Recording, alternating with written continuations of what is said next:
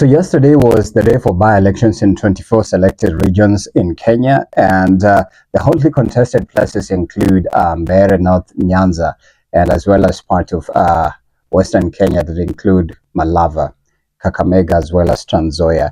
Now, some of these emerging top leaders have questionable characters, even though some of them have won fair and square due to their party tickets.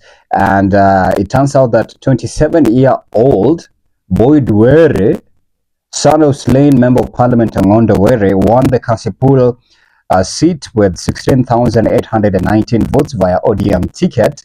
His closest rival was Philip Aroko, who was an independent. Remember, he was linked to the murder of Bondo.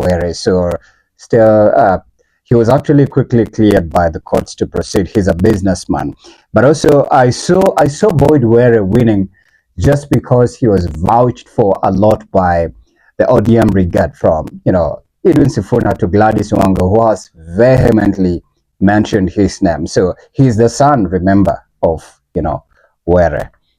But then on the Mount Kenya side as well, and I feel like this one is deep cutting and slicing for Rigathi Gachagua, who passionately as well and has done hook and crook to ensure that his candidate wins Karish. So Mbeere North LEORNARD WAMUTHENDE was declared Member of Parliament with 15,802 votes. Newton Karish, who was his close rival, came close to 15,308 votes from the DAPK party. And it has been evident. We've seen UDA brigade as well, from the president to Deputy President Kithure Kindiki. They even traded barbs with former ousted Deputy President Rigathi Gachagua, saying, "Oh, wewe nitakuvua nguo, wewe nitakuvua nguo, nikuache uchi." Yeah, but finally the results are out. To be honest, there's nothing new here, nothing exciting, nothing shocking, bizarre, or ridiculous. Of course, they had the support of the government, and of course, IEBC, the government has a hand or a hold in it. What else are you talking about, bruv? But also what caught my attention was the violence. There's a bit of an exchange and a standoff during the process, the voting process, as well as during the counting of the votes process or the ballots process.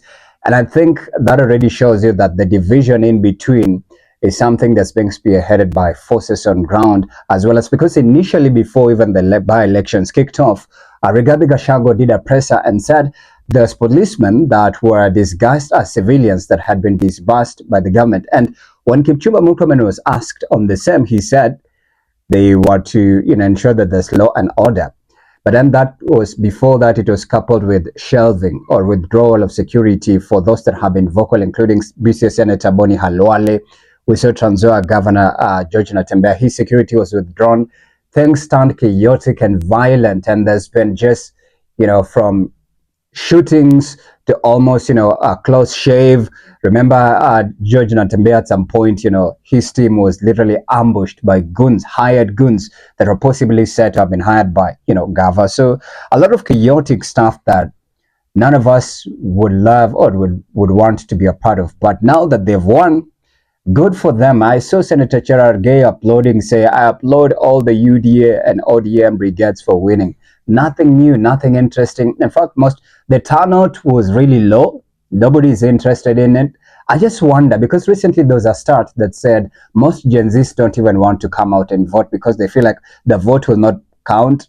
Nothing new, nothing ordinary. It doesn't even make sense. So if this is a precursor to what's going to happen in 2027, then you guys prepare yourself for a wild ride. I don't know what you make of this by-election. Is there anything that caught your attention apart from the violence and just the usual,